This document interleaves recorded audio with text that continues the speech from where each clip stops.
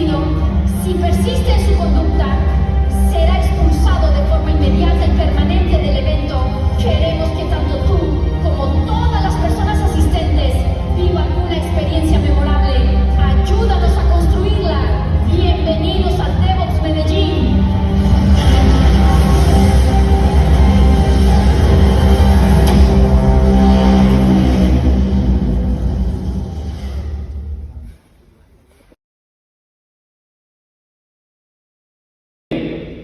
De verdad que muchas gracias por venir a apoyarnos en este tercer día, hecho con mucho cariño para ustedes. ¿Listo? Nos pedían, oye, qué bacán, tenemos mucho talento, pero ¿por qué no tenemos ese espacio para profundizar un poquito más allá de la charla, hacer preguntas? Entonces la agenda del día de hoy va a estar llena de workshops, hands-on labs. También estamos intentando cubrir a aquellos compañeros, Product Owners and Scrum Masters, que quieren reforzar sus habilidades técnicas en un espacio seguro. Eso es lo que tenemos para ustedes. ¿Listo?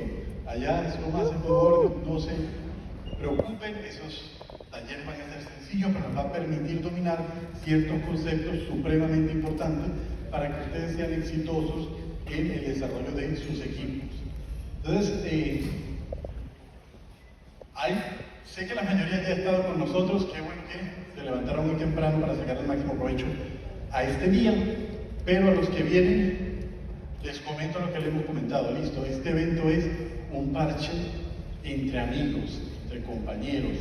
Sé que hay cositas que se nos escaparon de las manos, pero uno no va para un asadito con amigos, con pinches, parceros, panas.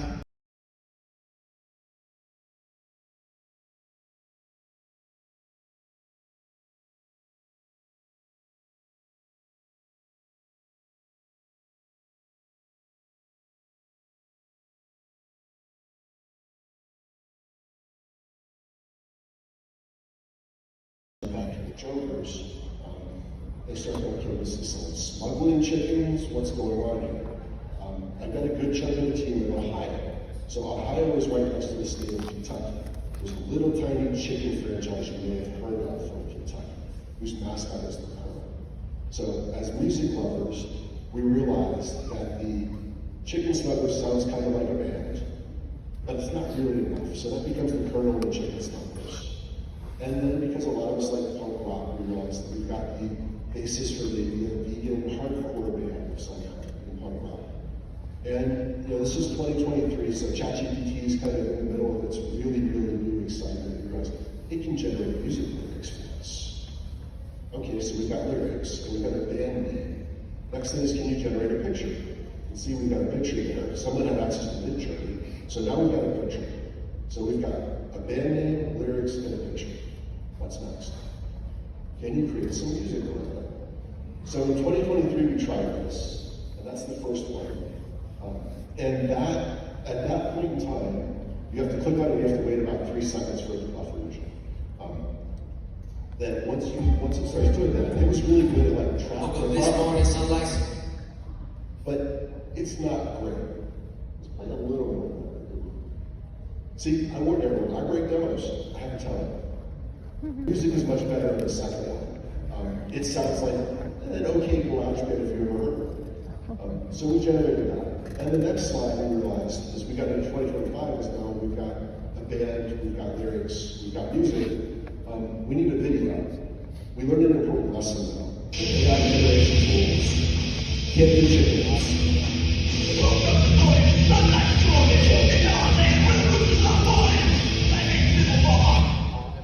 So what we realized is you can't do chicken lips, so you got to put a person in it. That's where the technology is now. And I did all these with one shot. So what that means is I just generate the prompt, I see the results, and I move on and say that's good enough. But if you spend some time with these tools, you can get some really, really good results as we go back to our regular scheduled presentation. We go to the next slide. There we go. This is what happens if you spend some time. You choose the right image and you do it. And now back to our regularly scheduled presentation. That was like 5 minutes of work to get a 5-second video, but if you're trying to edit it on your own, it would have been a lot longer. So, the tech has come a long, long way for Jen. And now back to our regularly scheduled presentation. And if we go to the next slide. So now we're back into the real presentation. That's all I'm going to talk about for Gen AI for the most part, because the reality is, while it's really, really cool, you're going to be very selective when you go upon it. And a lot of what we do is, as a team that I work with, is building solutions that people are applying in their business. And a lot of them are IT solutions. So the challenge you run into now is, how do I think about scaling these and giving predictable, consistent results? So as this evolution has happened, right, we start with small systems. Like the first time I did one, we'd have devices that were voted in to go upload data once or twice or 4 times a day. Okay, so even if I've got 100 devices, that's not that much data. But when I start scaling to a really internet-connected solution with, let's say, cellular data, and these devices are sending multiple readings every minute, times tens or hundreds of thousands of devices, I get to have a lot of data. That brings some different problems I have to think about. It's back to that DevOps concept, right? How do I rapidly scale my system and build resilience in it, so that way, as we're having new data come in or other things happening, the system doesn't go down. And there are some problems you've got to think about, but with modems, and the way we first started doing IoT, not a big issue. But in a modern world, imagine today, I know AWS says they don't go out, but all of us have used it had to go out at some point, right? Okay, so now it's been offline for an hour or 5 minutes. What happens when I have 100,000 devices all calling at once? That's where DevOps gets to save the day. They get to realize, okay, we've got to figure out how to throttle the traffic, how to make sure everything's coming in, the whole system doesn't crash. Otherwise, you've got what's known as the thunder and bird problem is all the devices call them, your service will one look at 100,000 requests they weren't expecting, and they shut down. And then you've got to figure out how to get everything up and running again. It's a real world experience. I don't recommend it. It does give you a little bit of stress. So as we're thinking about that, now we're thinking about a new problem that comes in, which is, okay, so now I've got all this data coming in. I can't have people looking at reports, or even looking at basic alerts sometimes. I've got to be able to process more information to help those people make a decision faster. I've got to figure out how to reduce that argument. So now you start building machine learning type algorithms that are defining those out-of-band events and only highlight those to the person versus setting a manual kind of alerting system. Because it may change, right? And sometimes your factor matters. For any of you from a DevOps perspective, when you go install a new monitoring system, it takes a while because sometimes it doesn't know the order of magnitude of the problem. If it happens once every 5 seconds, maybe that's not a problem. If it happens once every 5 hours, that's even less of a problem. If it happens once every second, maybe it is a problem. So you got to figure out how to train those algorithms. And then the last piece you got to think about is what data do you actually want to capture back from IoT needs? So let's go to the next slide. And this is kind of what I was talking about, right?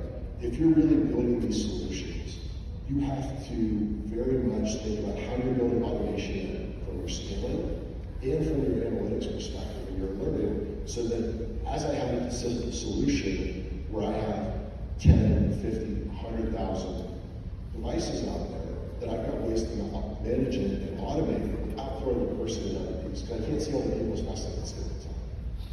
Let's go to the next slide, please. Cool. So some of the core things that we've always focused on building, as we've built Veritas a lot about, is we love Kubernetes. That's one of our favorite tools because of the scalability. And we'll talk about our use case in a second, where what we're doing is we're deploying Kubernetes both on the cloud and the edge to move data around back and forth. But there's a ton of other technologies, right? There's serverless technologies. Another very cool one, but you've got to actually monitor these very carefully. It's a great way to all of a sudden get an insane AWS bill if you're not careful. You start setting things off to a service as like a function as a service or a serverless type solution, and you're not paying attention to when they're ending, and all of a sudden your bill goes from a couple dollars to $100.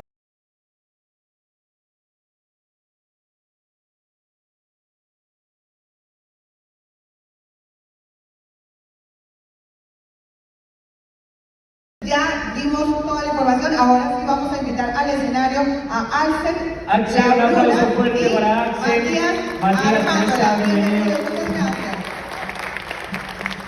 Desde Argentina, bueno, ¿tienen el acento marcadito? No, ese acento me encanta, hermano. No, che, no sé qué decir, la verdad, no lo tenemos marcado. Ok, me encanta. Muchas gracias. Buenas Colombia, ¿cómo están?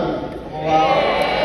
Qué lindo Medellín verlos. Che, ¿saben qué? Nosotros, antes que nada me presento, para aquellos que no me conocen, soy Mati Armándola.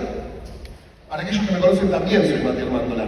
Es algo tonto de decir, pero bueno, lo aclaro porque seguramente a alguno que otro lo conozco y de golpe dicen, che, no, ¿quién es este chico? ¿Saben qué? Venimos de Argentina, somos de Buenos Aires, hablamos medio raro, no hablamos tan lindo como ustedes, les confieso. Ustedes hablan muy bien, che, no, está mal. Pero lo que trajimos es alguna cosita de esta Argentina como para regalar, ¿no? Trajimos un par de cositas que las vamos a ir compartiendo a lo largo de la charla. Me subo acá arriba. Dale, me encanta. Che, no se ría, Maxi, eso me lo bueno. No entiende mucho de celulares, lo único. Ahí estamos, ahí estamos, ahí estamos. A la cuenta de 3. 1, 2 y 3. Excelente, un aplauso para ustedes, che. Encontramos siempre. Te juro, mi máquina funciona. La máxima. ¿Sabes lo que es un puerto abierto inseguro, corazón? Yo no me dedico a los barcos, esas cosas que no sé muy bien qué tienen que ver los puertos acá, pero contame. Mejor le contamos a la audiencia que después de eso nos hicimos amigos, porque era eso o matarlo, sinceramente. Y yo tenía todas las de perder, así como verán, así que nos hicimos amigos. Es de 28 días, 4 semanas. Es decir, yo tardo 2 semanas en resolverlo y en 4 semanas voy a tener otra falla, que voy a tardar 2 semanas más.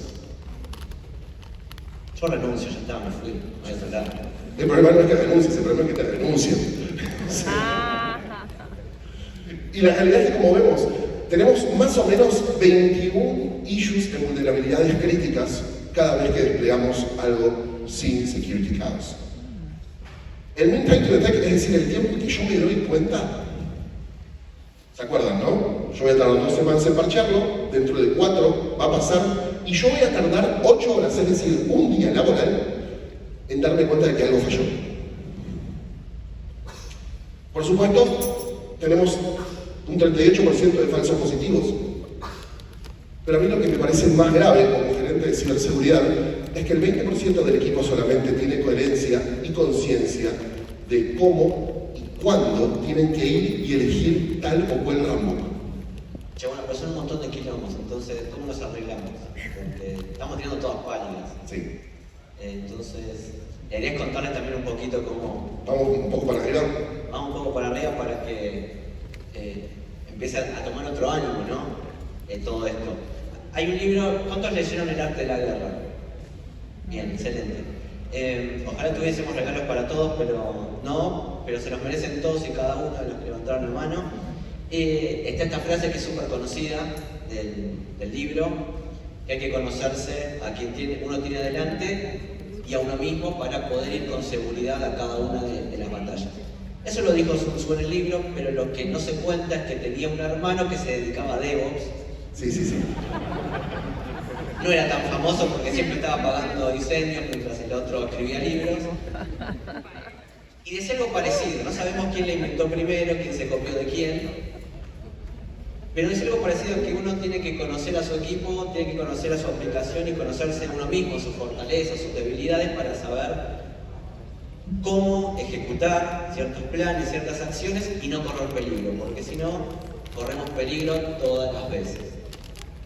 Entonces un poquito lo que quería mostrarles con Mati hoy es, a partir de esos números feos que vimos al principio, que nos pasó alguna vez, cómo lo pudimos empezar a solucionar. No es que lo solucionamos 100%, es un trabajo que todavía sigue en progreso.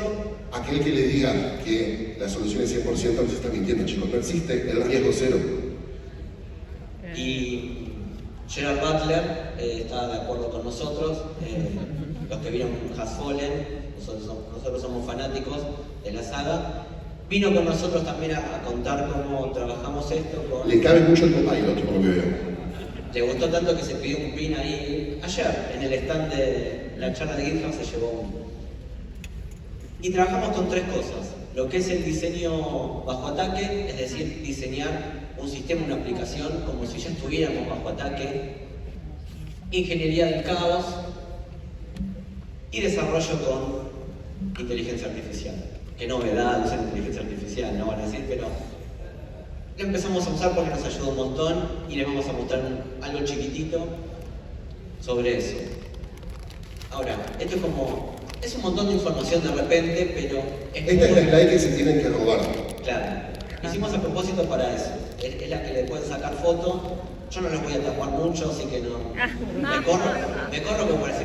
Me corro, pero en realidad no solo les tapo, pero la idea es cuando diseñamos pensando en Security First, algo que Mati con muchas caricias mismo me explicó en ese entonces cuando me vino a buscar, es que nosotros tenemos que pensar en seguridad desde el principio. Esto que dicen del shift left es, bueno, entrarnos más adelante del proceso lo que es la seguridad.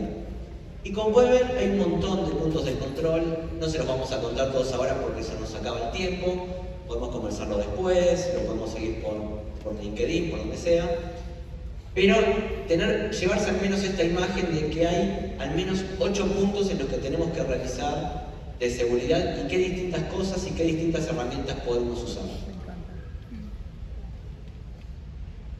Algunos conocerán también a Rox Suárez, una amiga de la casa, también de Argentina, comparten muchas cosas. Ahí está Gerard con ella, se sentaron también un rato, ahí fue donde empezó a gustarle Copilot y demás. Y la pregunta es, ¿por qué tener miedo del caos cuando es inevitable? Como decía Mati, la pregunta no es si va a pasar, sino cuándo. Entonces, en realidad, el caos no genera problemas, sino que los revela antes de tiempo. Solamente estamos trayendo un poquito más adelante, de vuelta, el quilombo, como decimos nosotros. Como que nos anticipamos los quilombos, los generamos nosotros primero, y por lo menos lo hacemos en un contexto en el que sabemos qué va a pasar, cuándo va a pasar y nos podemos preparar. Entonces, uno de los puntos que les contábamos era que empezamos a implementar ingeniería del caos. Para no aburrirlos con mucha teoría, porque después lo pueden buscar, lo pueden preguntar a ChatGPT, a Copilot y demás. La ingeniería del caos lo que intenta inculcar o transmitir es que generemos experimentos controlados para generar ese caos. Tampoco es romper por romper, cosa que yo pensé que sí al principio, porque me gustó el nombre, dije, uy, vamos a hacer quilombo, vamos a romper. Entonces, no es eso, sino que hacerlo de forma controlada, con puntos específicos que queremos probar, métricas que queremos ver, así como veíamos al principio un montón de números, ver cuál de esos queremos solucionar o cuál queremos mejorar y generar experimentos en base a eso. Entonces, por ahí nos pueden decir, che, bueno, pero ¿cómo arrancamos con esto de ingeniería del caos? La idea es, en lo que tuvimos y empezamos a trabajar, es poder usar los pipelines de GitHub Actions para que los escaneos que nosotros hacíamos con las herramientas como Sonar, como WhatsApp, como Trivi, consolidarlos en un solo archivo, lo mandamos como un prompt y que la propia inteligencia artificial nos ayude, al principio al menos, a decirnos, bueno, de todos estos hallazgos que tenés, estos 3 son los más severos, y de paso te recomiendo un par de escenarios que podés probar, y de paso, como soy bueno, te tiro el código también para que tengas esa ayuda al principio cuando recién empezás a practicar esto. Entonces, les vamos a mostrar no le diría demo porque es muy ambicioso decirle demo, porque encima lo vamos a hacer en vivo, siempre dicen, che, no andamos en vivo, porque no conviene, se te puede romper todo. Pero bueno, ya que nos gusta el caos, el quilombo, dijimos vamos a hacerlo igual. Y vamos a tener, a ver si la cámara me acompaña. Acá tenemos el Visual Studio, que no es lo que quiero. Sino que ahora sí, acá tenemos el repo con una aplicación que es abierta, la pueden buscar, es súper insegura y no la desarrollé yo, quiero avisar, yo no la hice, ya está disponible a propósito para practicar estas cosas. ¿Tiene ahí tu foto? No soy yo, te juro que no son fake news, no soy yo. Entonces, ¿qué podemos hacer? Vamos a crear un nuevo issue. No vamos a decir que es un bug porque si no es como sumarme más bugs a mi backlog. Pero vamos a decirle que tenemos una super idea. Genera experimentos de caos. Vamos a decirle muy rápidamente, me voy a callar un segundo para escribir con las dos manos y no tardar 2 horas. ¿Querés que te haga de atril? Esto es una de las cosas que aprendí en la facultad, fue muy útil. Mira, 5 años para recibirme de esto. Muchas gracias, Martín. Bueno, ahora vamos a decir que necesitamos que cree experimentos. En realidad estoy escribiendo como un prompt y entonces vamos a crear experimentos de ingeniería del caos. Ahora sí. Muchas gracias. Vamos a crear el issue. Lo escribí así nomás porque tenemos poco tiempo, pero acá donde tenemos la parte de assignee, dice asignarle a mí mismo, o sea que si podés elegir entre esta persona que acá les habla con muchos issues y Copilot, hay mucho que pensar, vamos a dárselo a Copilot. Entonces le decimos code con Copilot Agent Mode, que me está llevando a otro lado. Me está seteando todo esto. Bueno, me está armando todo.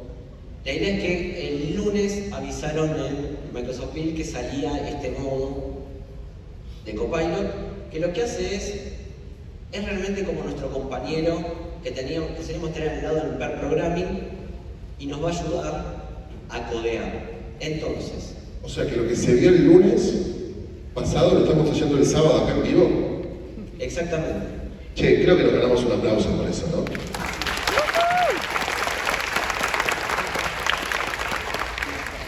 ¿Y vamos?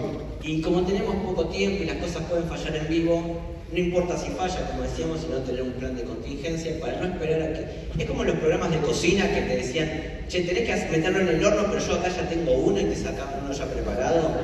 Que decías, eso no lo hiciste, vos eso lo hizo otra persona. Bueno, tenemos algo así.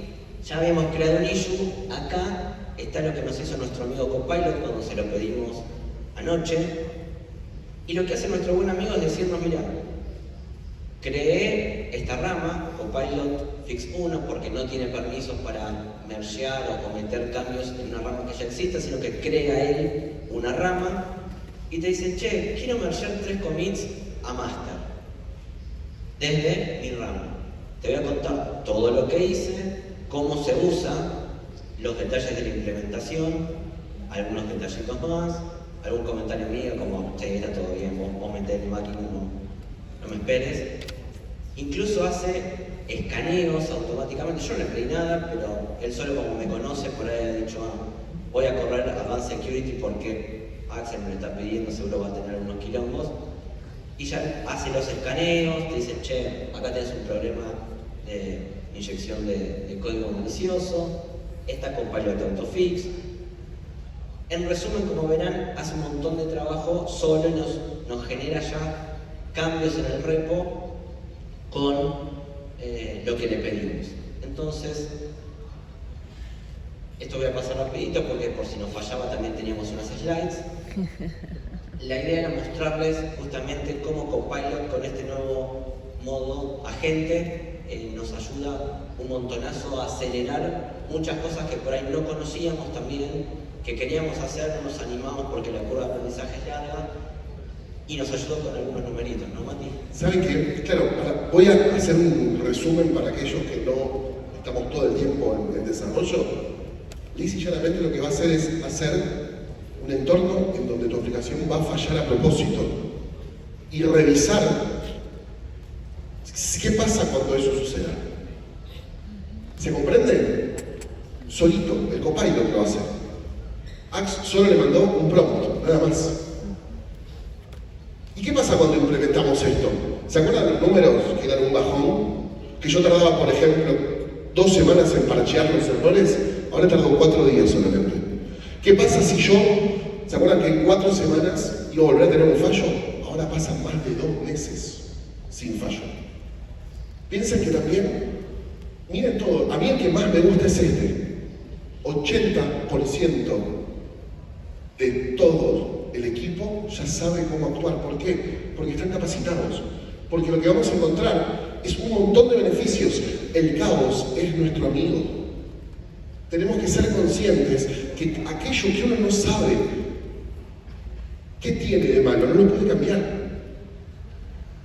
¿Se acuerdan que hay una frase muy linda que se dice, lo que no se puede medir no se puede mejorar?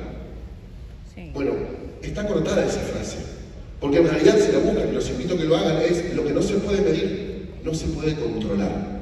Y lo que no se puede controlar, no se puede mejorar. Entonces hay que controlar, chicos. A veces nos olvidamos, sacamos la parte de control. Piensen lo siguiente. ¿Saben lo que es el ROCI? ¿Conocen el ROI? Sí. El retorno de inversión. Bueno, a nuestros líderes les interesa mucho el ROCI, la parte de seguridad. El ROCI ya no mide las alertas. Lo que está midiendo es cuánto vamos a ganar en tiempo de respuesta. Okay. Y para agregar una cosita a eso, también todos como estudiantes y después de la vida universitaria también nos ha pasado que a veces no llegamos a estudiar algo y no sé, buscamos un resumen en internet, le pedimos a la ChatGPT que hace un resumen y la verdad es que uno por ahí pasa un examen pero después se pasó el examen y uno ya automáticamente se olvidó de todo, no aprendió más, como cuando usted nos hizo así, se nos va todo el conocimiento. Acá pasa lo mismo.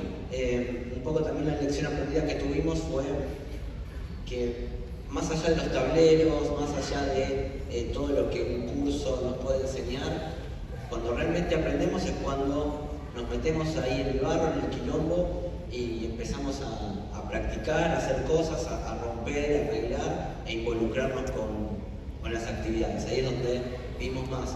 Hubo un montón de gente que al principio no se enganchaba y después cuando empezó a ver todo este tipo de cosas de ejercicios prácticos, sesiones de ingeniería del caos, cómo Copilot nos ayudaba a generar estas cositas al principio, porque también tenían miedo de, che, yo no sé nada, no voy de ingeniería del caos, ¿cómo lo voy a hacer? Entonces veían que tenían ayuda y estas cositas, entonces se fueron animando y fue cuando más aprendimos todo. Dicen que ser adivino es la posibilidad de adelantarse a la experiencia. Nadie nos paga por ser adivinos, nos pagan por ser DevOps, nos pagan por ser DevSecOps, nos pagan por ser líderes, analistas. Bueno, vivamos la experiencia, esa es la idea.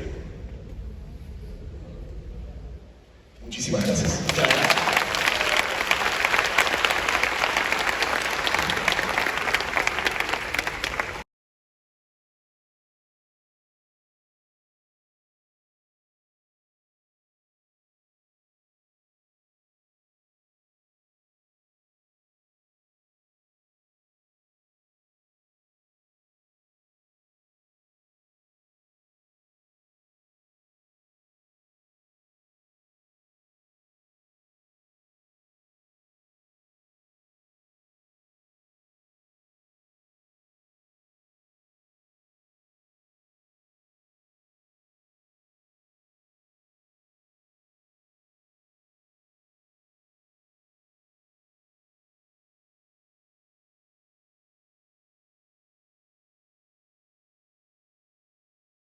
Como tal de las tres formas miren que nos hablan de un pensamiento sistémico, retroalimentación y experimentación.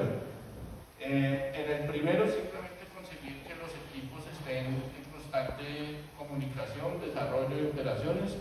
Aquí obviamente casi que dentro del dev estamos ya incluyendo Scrum Master y Pro Owners. Es que la empresa que no esté haciendo eso debería ya estarse evaluando. O sea, si yo ya tengo el negocio y los Scrum por acá alejados de todo lo que hago a nivel del desarrollo del software, pues seguramente tengo que evaluarme mucho.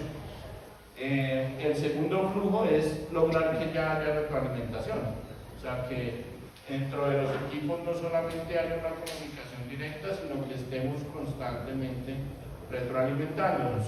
Y en la tercera forma de lograr que haya experimentación y aprendizaje continuo. Ahí entra mucho de lo que veíamos hace un momento y es lograr que hagamos un muy buen feedback, una muy buena retroalimentación y conseguir implementar o experimentar con nuevas formas de trabajo a medida de que vamos haciendo todo el proceso de transformación de voz. Hacer un poco lo de arriba, ¿no? Mirar que realmente estemos mejorando a partir de toda esa medición que tenemos que hacer. Hay compañías que ya están haciendo mediciones incluso de por minutos, despliegues por horas, diario, etc. Eso depende mucho como tal también de cuál es mi enfoque en el negocio y realmente que tenga sentido el hacerlo, o sea, no solamente por entrar entre comillas en la moda, sino que sea algo que tenga sentido y que vaya muy alineado con todo.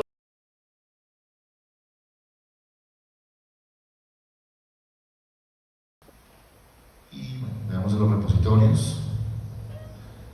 Y no tenemos internet, segundo lo resolvemos. El de arriba, Lucho. El de Apply. El de Terraform. El de Apply. Prácticamente las estructuras son las mismas. Tenemos los comandos muy básicos de Terraform que nos ayuda a inicializar, a validar la infraestructura, el plan que nos va a dar como el bosquejo de todo lo que vamos a construir. Y finalmente tenemos el paso de autenticación. Afortunadamente, todo nuestro equipo, toda la parte de GitHub tiene todas las credenciales para la autenticación de todas las nubes. Entonces tenemos ese mismo action para GCP, para Azure y para AWS, como lo estamos viendo. Cada uno tiene una propiedad diferente. Entonces, por ejemplo, en AWS estamos usando los access keys. A veces también usamos los OIDC como debe ser, ¿sí? Que esa es la buena práctica. Y las otras nubes tienen lo mismo. La autenticación en Azure que la tenemos con las aplicaciones de registration, que nos dan los accesos y con los permisos directamente y los restos y demás. Esto nos puede ayudar y esa es la parte que nos diferencia a cada nube, nos da esas ventajas, ¿cierto? Y ya lo que les digo, las configuraciones básicas que son los seteos, y esto es lo que normalmente están trabajando todos. El desarrollador solamente llama a esto, lo trabaja y lo personaliza. ¿Cómo lo personalizamos? Con los secrets, por ejemplo. En GitHub nos da la ventaja de que no vamos a setear valores para que la gente los lea o los quememos, como por ahí se escucha, ¿no? Que quemamos valores, seteamos, hardcodeamos. Entonces tenemos las bondades de las diferentes herramientas. Entonces GitHub nos da los secretos, estos secretos los llamamos y así solamente el mismo pipeline y el mismo flujo entiende y jala sus valores. Y ya, entonces no tenemos expuesto nada y nos ayuda en la seguridad, ¿sí? Acá también somos parte de la arquitectura de seguridad y por allá el otro jefe siempre dice, a nosotros no nos quieren porque todo esto nos molestamos a todos. Tenemos más aplicaciones que están verificando y molestando que todo el mundo cumpla estas cosas, ¿cierto? Y ya. Sí, como... Adelante. Aquí arriba, si ya te lo mostramos. Para el caso del plan, va a ser cuando se crea un pull request hacia la rama main. Entonces, en ese momento que creamos el pull request hacia la rama objetivo, básicamente que en este punto es main, se va a lanzar la ejecución del Terraform plan y dependiendo de qué tanto customicemos nuestro pipeline, incluso podemos colocar que nos imprima el Terraform plan dentro de los comentarios que tiene la descripción del pull request, como para poderlo tener mucho más asequible el log de la ejecución y tenerlo más a la mano sin tener que entrar al detalle de todo el log de la ejecución. En este punto hemos diseñado un pipeline muy básico, muy sencillo, el cual no cuenta con lo que les comentamos, pero podemos hacer muchísimas cosas, como decía Cristian, incluir controles de seguridad que nos permitan analizar más a detalle los cambios y que se alineen a las políticas que la organización y los proyectos requieren con el cumplimiento de todo lo que se pide. Para el caso del apply, el trigger viene a ser el push. Entonces una idea, pero si alguien hace push a medio, entonces también se va a ejecutar el apply y ni siquiera pasó por el plan. La idea es que siempre manejemos ramas de larga vida, que vienen a ser ramas protegidas, en reglas en las que no es posible hacer un push directamente a esas ramas objetivos. Dependiendo también de cuántos ambientes vayamos a tener, podemos manejar un esquema por ramas en donde, por ejemplo, main viene a ser producción, staging viene a ser nuestra rama de certificación y develop nuestra rama de desarrollo. La idea es que tengamos siempre esas ramas protegidas con todos los checks activados para poder analizar y que los cambios pues, no se nos filtren. Al momento de hacer el merge del pull request, ocurre un push, así que es la forma en cómo se triguea la ejecución de la plan. Ahí todos entendieron lo de las ramas, el pull request. Sí. yo no entendí. o se perdieron un poquito. No, yo no entendí. Es que no sé qué es. Sí, por eso, precisamente, tenemos la explicación muy técnica, pero nos explicaron el Git Flow, pero no sabemos cómo se ve, qué es eso.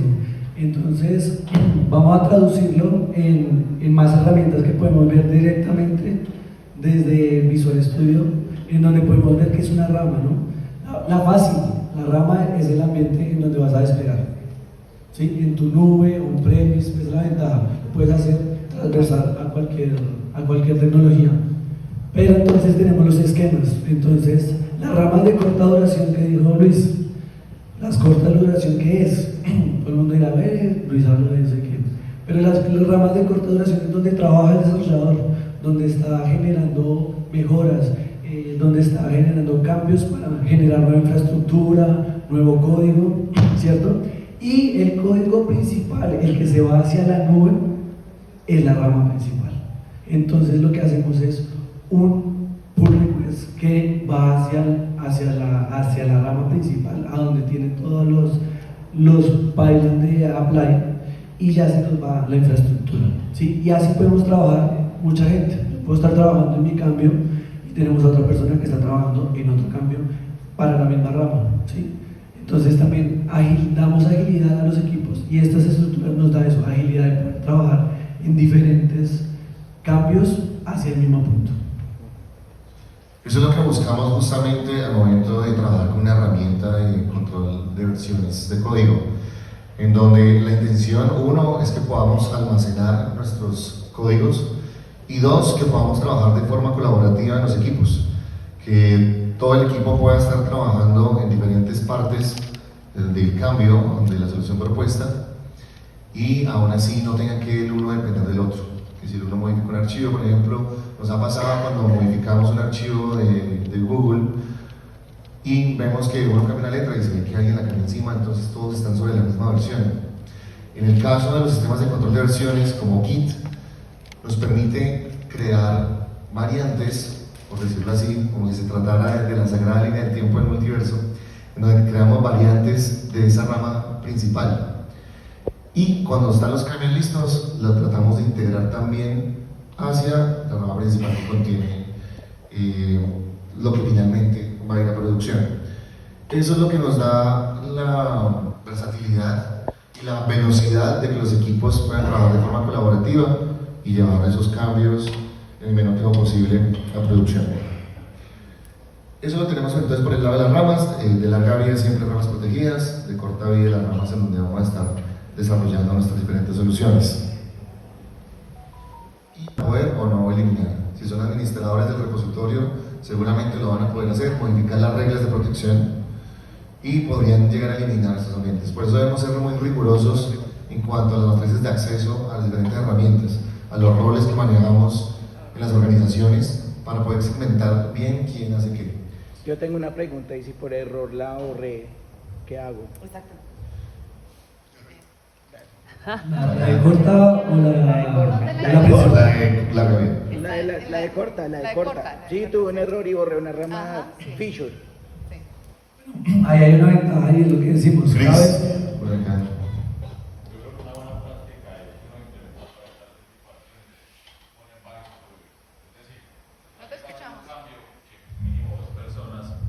Bueno, yo creo que una muy buena práctica es poner varios approvers desde el repositorio. Si alguien va a hacer un cambio, mínimo 2 personas sean las que aprueben ese cambio.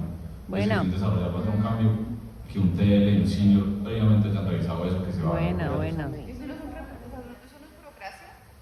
O sea, no solo nos genera más, o sea, le genera a más trabajo al líder. Porque tiene que revisar un montón de código, o sea, hacer como un code review ahí, o sea, no sé. Sí, debemos contar con un core review para el tema de la integración hacia los ambientes, porque si no se nos van a colar los cambios sin el vistazo de nadie, por decirlo así. Es importante tener un core review de las personas especializadas en diferentes ambientes, de diferentes roles, para poder llevar a cabo el proceso. También una de las ventajas de Git es que es un sistema de control de versiones distribuido, ¿no? Al ser distribuido vamos a tener copias del repositorio en diferentes partes, y si se nos llega a borrar una rama, muy seguramente vamos a tener el respaldo en alguno de los equipos y poderla recuperar. Y El también desarrollador que estaba trabajando la va a tener en su computador y la va a poder subir otra vez. Con el hash del commit se restaura la RAM. También dentro de la misma plataforma también la puedes restaurar. Sí. Porque lo que dice Luis, es una herramienta tan poderosa que tienes logueos y hasta podemos saber quién lo hizo, ¿no? Entonces el que hizo el chistecito lo tenemos ahí en la mira. Se le hace su log y auditoría. Los repositorios, como pudieron ver en el Visual Studio Code, tengo la copia local de mi repositorio, recordándoles nuevamente que es un sistema distribuido, y acá tenemos la copia en el servidor en la nube de GitHub. Aquí están nuestros repositorios, el de front, el de infra, nuestros códigos cargados, y en donde vemos que al momento de hacer un cambio se nos triggerea la ejecución de nuestro pipeline, en donde podemos ver por acá en el plano el resumen de recursos.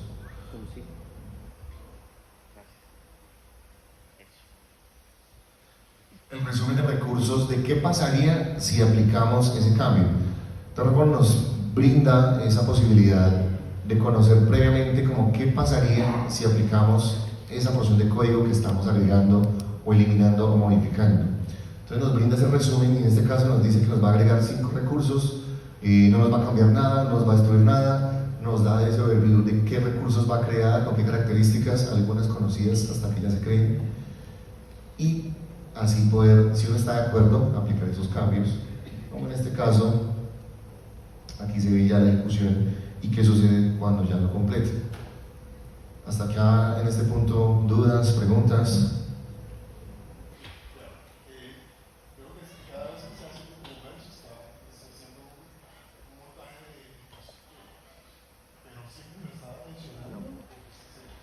Sí, Terraform trabaja con un archivo que se llama el Terraform State, maneja un estado remoto justamente, y es como tener una hoja de inventario de cómo están nuestros recursos en la nube. Es decir, vamos a poder tener detallado qué recursos hemos creado y con qué características las hemos creado.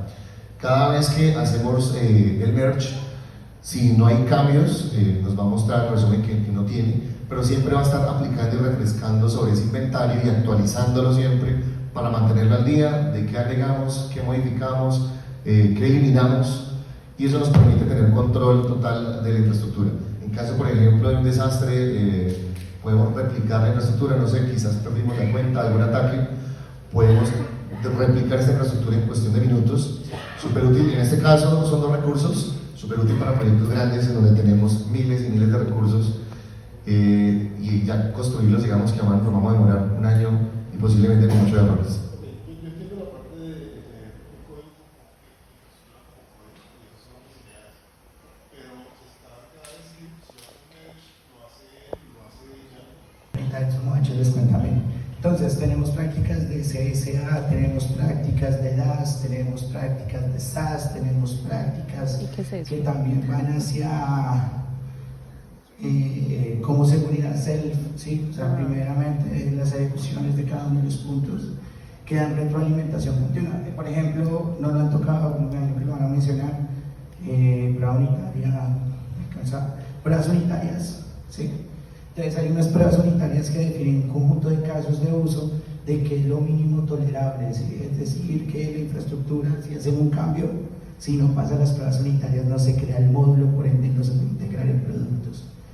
Y de esa manera vamos a asegurarlo. Todo lo de carreta que les hable es seguridad desde el diseño, seguridad desde el desarrollo, por ende cuando van a llegar a producción ya están listos, ¿sí? Como mencionan los participantes en el público, podemos encontrar diferentes estrategias para poder llevar a cabo la implementación de los cambios dependiendo del tipo de organización en el que estemos. Hay casos puntuales en donde va a funcionar bastante bien el esquema de Tron Base de integración desde esas ramas de corta vida hacia main, y van a haber otros casos puntuales en donde requerimos incluir una estrategia de más ramas y de archivos de variables. Eso depende de las medidas de nuestras organizaciones. Todos los casos de uso son distintos, pero nos podemos valer de las mismas herramientas para poderlo resolver. En los temas de seguridad, importantísimo también contar con toda la automatización. En la parte de infraestructura como código podemos incluso incluir políticas como código, diseñar esas políticas, se incluyen dentro de las automatizaciones y desde las áreas de seguridad se diseñan y garantizamos que se apliquen al momento de pasar por estos pipelines. Para el desarrollador va a ser transparente esa capa, ya viene embebida dentro de los pipelines esos controles de seguridad y van a tener que pasarlos sí o sí.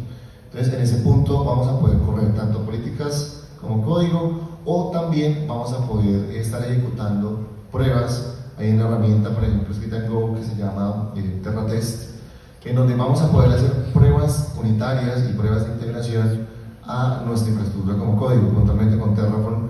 Esa librería de TerraTest es muy poderosa y nos permite hacer test driven development al momento de crear nuestra infraestructura, una metodología en donde basado en nuestras pruebas podemos ir creando nuestras soluciones. Entonces principalmente podemos hacer un mundo de cosas al momento de trabajar herramientas de versionamiento, herramientas de infraestructura como código.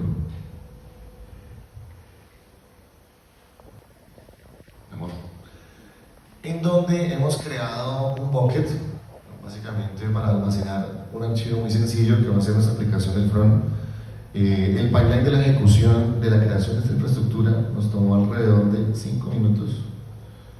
5 minutos y 2 segundos se tardó la creación de esta infraestructura.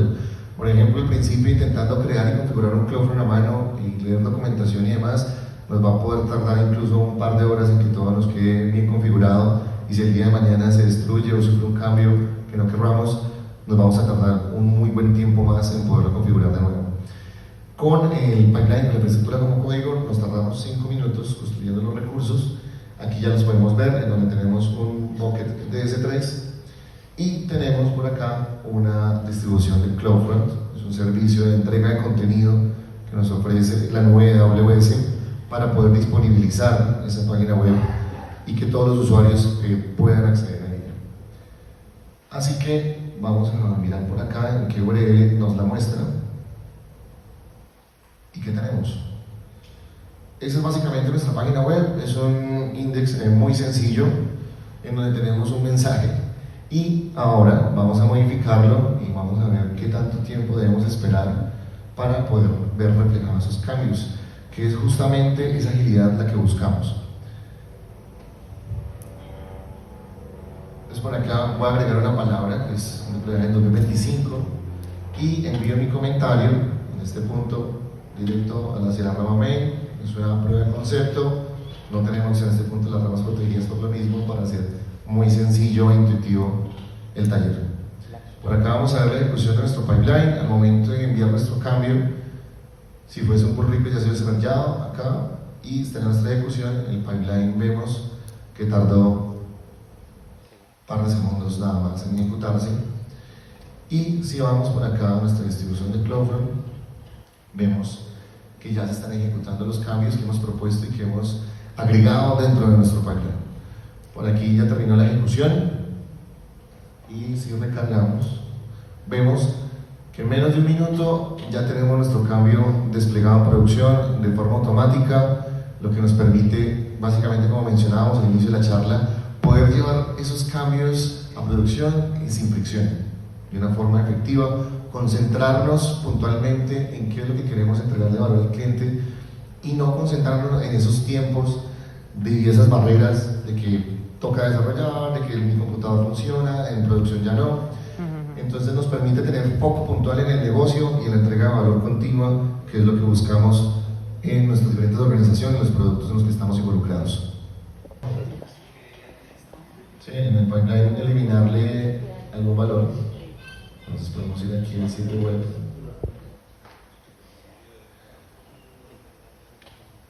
Y en este punto, por ejemplo, un error sería que no tengamos la información de autenticación completa. Borra el bucket. Así no se hace el upload. Desde AWS. Viene un administrador y Sí. El ICRM de la paz.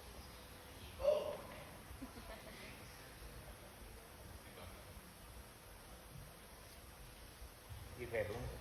Ahí es cuando pusieron el web a la consulta.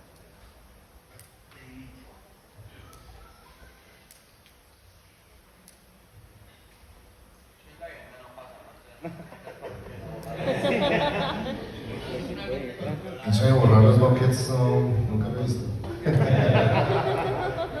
En la vida real no pasa. Yo ya iba a decir, pero saben hacer daños.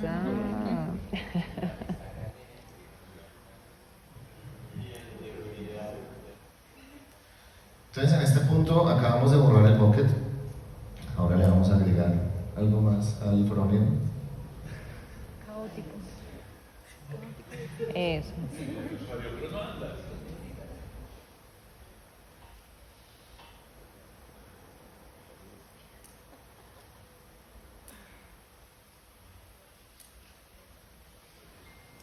Por aquí está ejecutando nuestro pipeline. Y por aquí ya falló. Ahí está el error que pedía. Ahí está el error, no encuentra el bucket que estábamos intentando acceder no lo encuentra. Entonces, ¿cómo lo resolvemos? Justamente tenemos el control de nuestra infraestructura, así que vamos a replicarlo de nuevo con nuestro repo de infra. Por ejemplo, vamos a colocar un mensaje en el README para triggerear el pipeline.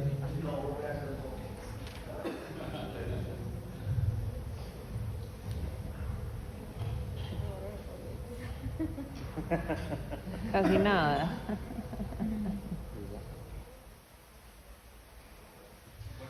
Y vamos a mirar entonces cómo está la ejecución de nuestro pipeline.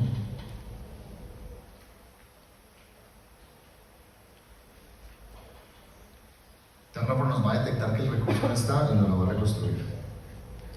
Qué nota. No, esto está mucho mejor.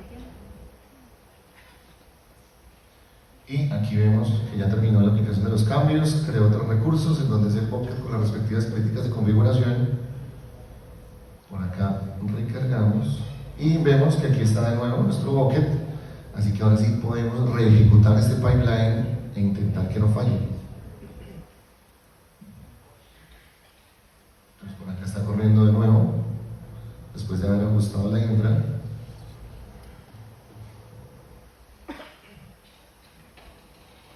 Y de nuevo en un par de segundos terminó la ejecución del front. Con nuestros puntos suspensivos que eran el cambio que queríamos ver reflejado en producción.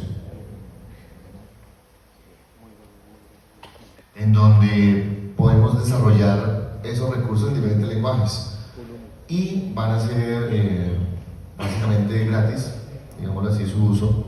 Incluso CloudFormation es uno de los servicios que también nos incluye AWS. Y podemos crear esos recursos en el caso de Zeca con Python o diferentes lenguajes y poder también llevar ese control de la infraestructura. Lo importante es que siempre contemos con una herramienta que nos permita tener el control de esos recursos y el respectivo versionamiento. Para el caso de Terraform, el banco en sus procesos de compras y demás ya hay una área que se encarga de gestionar esos contratos y de buscar la plática para poder pagar esas cuentas. Permite testear qué estamos haciendo, nos permite ir testeando cada funcionalidad que vamos desarrollando. Por ejemplo, en la creación de infraestructura, las pruebas unitarias nos pueden incluir el caso de la creación del bucket S3, pero entonces yo quiero validar que el nombre con el que lo va a crear sea el correcto, que la política de acceso al bucket también sea la adecuada o los permisos público, privado, dependiendo de las necesidades que yo tenga, sean los correctos. Antes de que sucedan ya el despliegue en la nube, entonces yo los puedo testear desde un principio, al momento de estarlos escribiendo y asegurarme de esa fase que cumpla con los requerimientos que la organización me pide. Luego, ya en las pruebas de integración, por ejemplo en el caso de la infraestructura, podemos contar con cuentas, digámoslo, de sandbox, en donde al momento de crear módulos, ya estructuras más complejas de infraestructura como código, podemos testear su correcto funcionamiento al aplicarlos. Ya que, como te comentaba, tenemos en Terraform dos fases, el plan y el apply. En las unitarias podemos hacer test sobre el plan y en las de integración podemos hacer test sobre el apply. Por ejemplo, al momento de crear un módulo como el del CloudFront, que es ese servicio de entrega de contenido, yo desde una prueba de integración puedo hacer que se construya la distribución y hacerle un request a esa URL y verificar que me esté retornando un 200, que me esté retornando el archivo que yo deseo, o si me sale un error, pues claramente el módulo no me está funcionando y cuando yo se lo entregue a mis equipos en la organización el error se va a estar replicando. Entonces es importantísimo incluir todo el track de pruebas en nuestro ciclo de desarrollo. Y digamos que una recomendación más que todo a los gerentes, product owners o los que solamente ven desde los números, créanme que les sale más caro pagar una deuda técnica que las horas que se lleva en desarrollo para una prueba unitaria, ¿no? ¿Por qué? Porque a veces cuando pasamos cotizaciones necesitamos rápido, venga, son, no sé, el desarrollo cuesta 8 horas de tiempo y te dicen, pero te lo entrego en 2 horas y pruebas unitarias. Quiero verlos después en producción, cuánto les va a costar estar validando y el desgaste a sus equipos, solucionando chicharrones y apagando incendios y no entregando valor, que es lo que verdaderamente se necesita en una organización.